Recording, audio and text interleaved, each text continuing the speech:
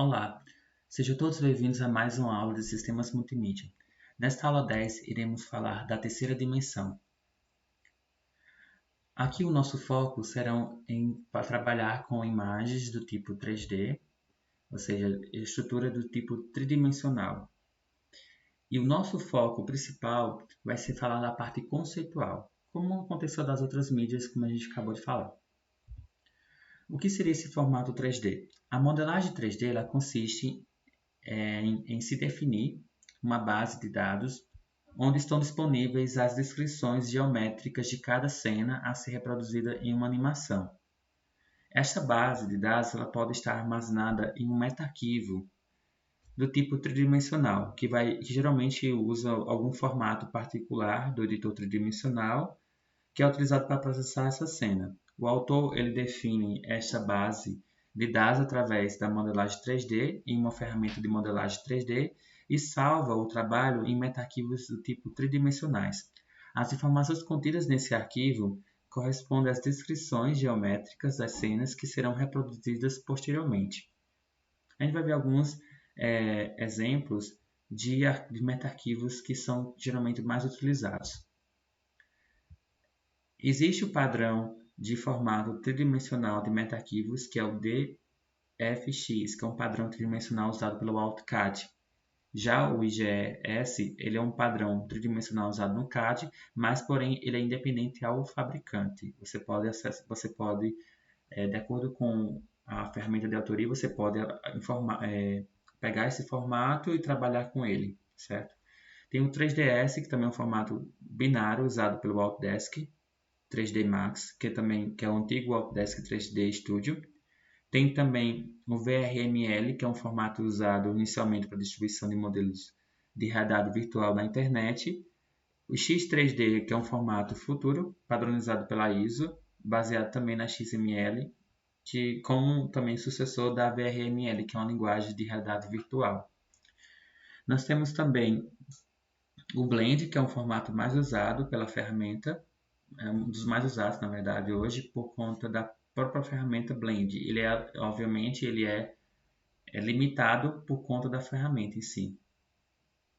Mas, quando a gente fala de modelagem 3D, a gente sempre fala do Blend. Não tem como não falar dele. Os formatos VRML, o X3D, o 3D MLW, por serem baseados na XML, eles são mais fáceis de serem mantidos e alterados. Basta no uso de qualquer editor de texto para fazer a modificação dele.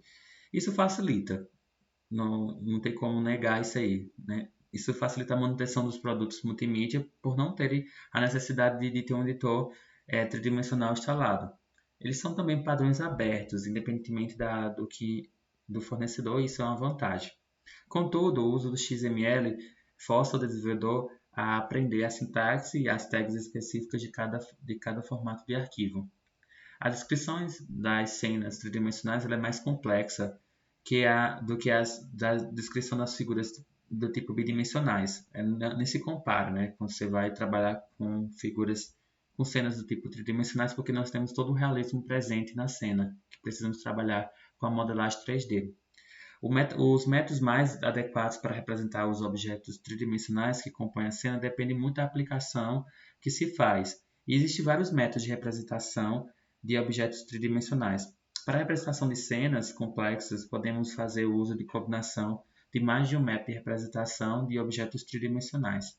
E as cenas tridimensionais fazem uso das transformações lineares do tipo tridimensionais, tais como uma translação, uma rotação, uma mudança de escala, o cisalhamento, que são usados aí também no caso de imagens vetoriais, como foi visto na aula sobre desenhos. Porém, não se compara à questão da dificuldade de se trabalhar com a modelagem 3D. Existem alguns editores tridimensionais que vai facilitar essa parte de modelagem. A gente já falou de um, que é o Blender. Entre os editores gráficos tridimensionais disponíveis, o Blender ele é uma boa opção, disponível em mais de uma plataforma. Ele é gratuito e com vários recursos de modelagem 3D, incluindo transformações lineares como rotação, a translação, a mudança de escala, entre outras.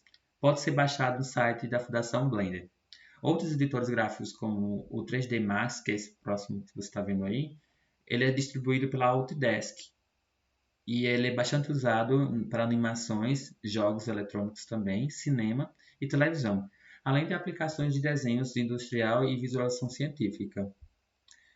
Agora vamos falar um pouco da modelagem. Como é que acontece a modelagem 3D? Precisamos entender que para fazer a parte de modelagem 3D, a gente parte do pressuposto de figuras geométricas.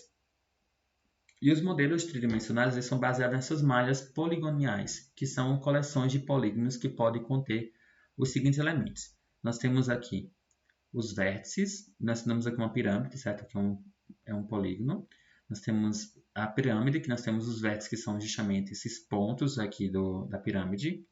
As arestas, eles são segmentos de reta que ligam esses pontos. Nós temos as faces, que é justamente a face aqui, né, de cada um polígono. E as normais, que são as direções que são perpendiculares a essas faces. Os modelos de malhas poligonais é uma forma principal de representação usada nos arquivos gráficos tridimensionais. Em editores mais simples, o modelo poligonal ele é a base da representação dos objetos gráficos e a complexidade de uma cena ela é medida pela quantidade de polígonos que são presentes nessa cena. Quanto mais complexa for essa cena, óbvio, maior é o tempo de elaboração. E o número de polígonos elaborados eles podem ser segundo a uma medida que é usada para avaliar o desempenho do sistema gráfico. Quanto mais polígonos tiver numa cena, melhor é o desempenho gráfico, né, daquele sistema. Vamos falar um pouco sobre superfícies curvas. As superfícies curvas elas são representações matemáticas de curvas e superfícies curvas. Existem dois tipos de superfícies curvas, as superfícies cônicas e as superfícies cúbicas. As superfícies cônicas são descritas por equações do segundo grau e podem representar como esferas, clones, parábolas, hipérbolites e retalhos formados aí por padrões dessas superfícies. As superfícies cúbicas elas são descritas por equações do terceiro grau e elas são usadas para representar superfícies em formato arbitrário, certo? Então, temos esses dois tipos de superfícies que podemos trabalhar dentro da modelagem 3D. Existem algumas técnicas para essa modelagem.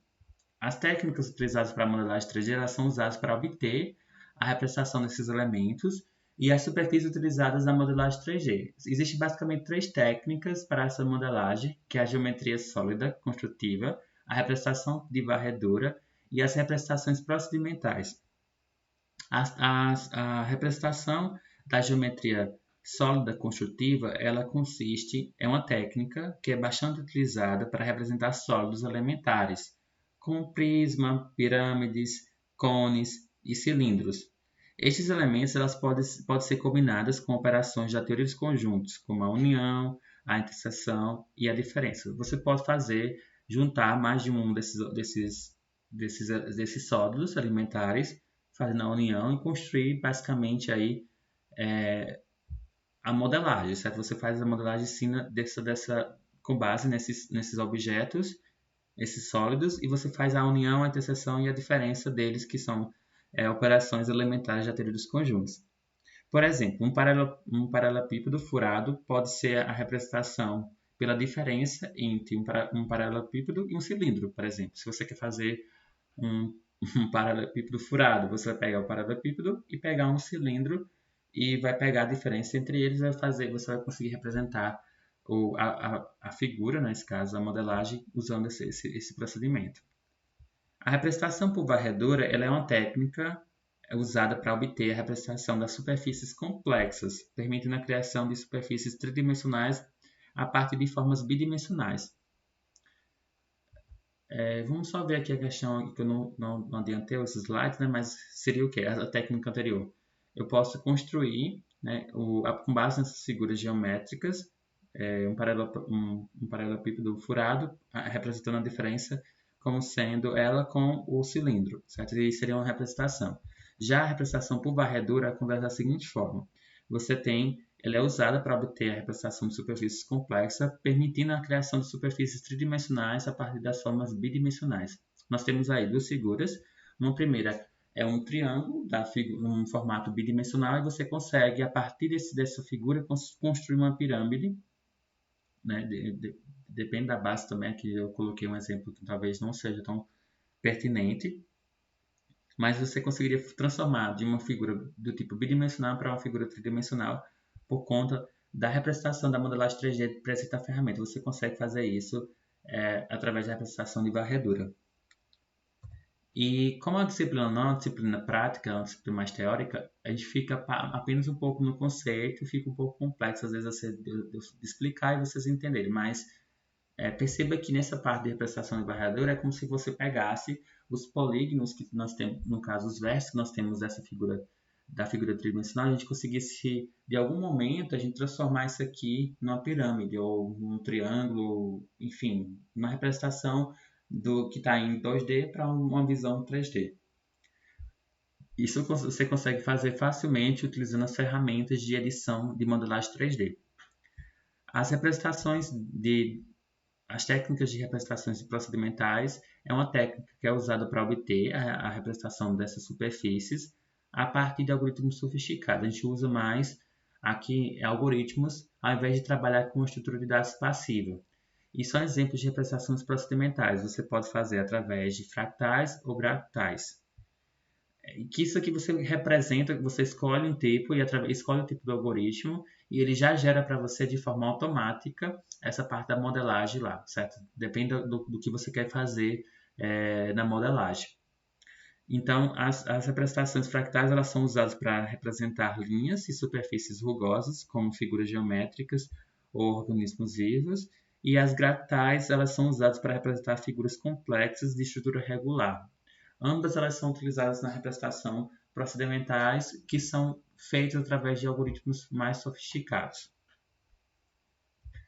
Agora vamos falar um pouco das câmeras virtuais. Isso aqui vocês vão ver que está bem presente também quando for trabalhar com modelagem e também desenvolvimento de jogos, né? Tanto faz ser 2D ou 3D. Aqui, se você for observar no contexto do texto tridimensional, a passagem da cena tridimensional para a figura bidimensional ela requer algum tipo de projeção. Quando a gente trabalha com câmeras virtuais, ao mesmo tempo, acontece o quê? Passamos a representar, a gente faz a modelagem 3D, porém a câmera, óbvio, no sentido de transmitir essa imagem para uma TV ou para uma tela, nesse caso, vai transformar, na verdade, um objeto que é tridimensional numa figura bidimensional, como fosse realmente a visão do olho humano, certo? Então não tem como representar o tridimensional dentro de uma tela de um computador. O realismo ele já é outra aula, a gente vai falar de realidade virtual, mas não é o foco dessa aula, certo? Mas essa passagem é feita através de modelos conhecidos como modelo de câmera virtual, que faz um mapeamento da cena descrita pela base de dados modelada. A gente transforma um meta-arquivo tridimensional para um arquivo do tipo bidimensional. Isso vai tanto para uma tela do computador ou pela impressora, certo? Então a gente consegue fazer essa parte de captação, né, de transformar esse arquivo do tipo 3D para 2D. E necessariamente, o que acontece basicamente? Esse modelo ele é considerado complexo porque envolve operações de projeção que realizam a passagem do espaço 3D para o plano 2D. E existem dois tipos de principais de projeção. A projeção pode ser do tipo paralela ou do tipo perspectiva. Na projeção paralela, os projetores eles são retas paralelas dada a uma direção, chamada direção de visualização, e as projeções paralelas elas são mais aplicadas em desenhos técnicos que permitem visualizar mais corretamente o ângulo e as dimensões do objeto original. Já na projeção de perspectiva, ele acontece através os projetores são retas que emanam um único ponto do centro de projeção, que é a própria câmera virtual. As projeções em perspectiva ela correspondem melhor ao funcionamento do olho humano e as câmeras, e por isso são usadas quando o objetivo principal é maior realismo. Então a gente trabalha mais com a perspectiva, que você consegue observar melhor. Nesse caso, você percebe até mesmo na forma de como é feita essa conversão, que dá mais realismo possível, mesmo que seja no formato 2D. Certo? Então, nós temos esses dois tipos, e aí vamos falar um pouco agora das modalidades de elaboração. Como a gente faz a parte de modelagem 3D? O processo de geração de imagens representativas na cena, a partir do modelo tridimensional, ele é conhecido como elaboração, ou até mesmo construção de um modelo 3D. Neste processo, são considerados vários parâmetros, tais como a iluminação, a configuração das câmeras, por exemplo, pode ser considerada aí. A entrada para o processo de elaboração é o modelo que descreve a cena a ser representada, e a saída ele é um mapa de pixel que corresponde a esse quadro, como fosse um frame propriamente dito. Então, existem vários métodos de elaboração dessas imagens tridimensionais, e vamos ver algumas delas de forma bem concisa mesmo, certo? Tem a elaboração de um modelo 3D através do fio de arame. Essa é uma técnica que na verdade é um método, na verdade, né? É um método mais simples e rápido. Os modelos de fio de arame, eles são usados em produções de animações do tipo tridimensional, e ele também serve para visualizações prévias rápidas. Você consegue através dessa elaboração, através desse modelo. Esse tipo de elaboração é indicado para impressão de gráfico, de impressoras dessas grandes gráficas, né, que chamam-se plots. Já a elaboração de 3D seria a elaboração com linhas ocultas, que é um método que passa um modelo de processo de eliminação de linhas ocultas, e esse tipo de elaboração não é usado em animações, pois os algoritmos de eliminação de linhas ocultas são trabalhosos. É uma técnica que existe, mas não é tão muito utilizada pela dificuldade. Já a elaboração poligonal, ele é um método que produz a imagem com qualidade suficiente para a maioria das aplicações. E neste método, a cena é tratada como uma coleção de polígonos que, após serem tratadas, geram um mapa de pixel. É uma forma também de trabalhar. Bem, a gente fica por aqui. Espero que você tenha gostado por demais dessa aula. Até a próxima.